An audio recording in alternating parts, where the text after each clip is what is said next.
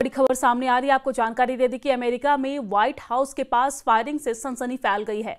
Washington DC में white point के पास कुछ ही दूरी पर सड़कों पर गोलीबारी हुई और इस गोलीबारी में कम से कम 3 लोग घायल हुए हैं, जिसमें 2 नेशनल गार्ड भी शामिल हैं। जवाबी कार्रवाई में संदिग्ध को 4 गोलियां लगी और मौके पर मौजूद गार्ड्स ने उसे तुरंत पकड़ लिया है। राष्ट्रपति डोनाल्ड ट्रंप ने इस हमलावर को जानवर कहा और राजधानी की सुरक्षा बढ़ाने के लिए 500 अतिरिक्त नेशनल गार्ड तैनात करने के आदेश दे दिए गए हैं। वाशिंगटन डीसी की तरफ से इसकी पुष्टि की गई है।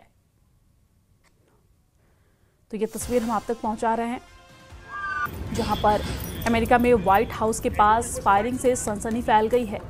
आप देख सकते हैं इस घटना के बाद तुरंत यहाँ पर सुरक्षाकर्मी जो हैं वो तैनात नजर आए, लेकिन किस तरह की हालात है ये आप देख सकते हैं।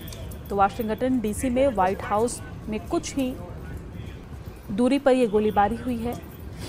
डोनाल्ड ट्रंप ने पोस्ट करते हुए हमलावर को जानवर कहा है और यहाँ पर सुरक्षा और भी ज़्यादा बढ़ा दी गई है। आपको जानकारी दे दें कि इस हमले के बाद मेट्रोपॉलिटन पुलिस ने क्षेत्र को तुरंत घेर लिया और एक संदिग्ध को हिरासत में लिया गया है।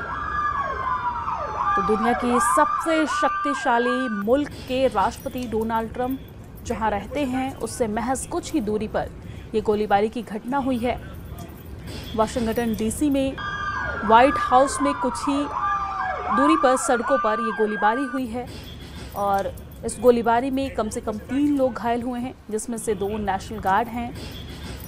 ये घटना वहाँ के समय के अकॉर्डिंग दोपहर 2:30 बजे की बताई जा रही है।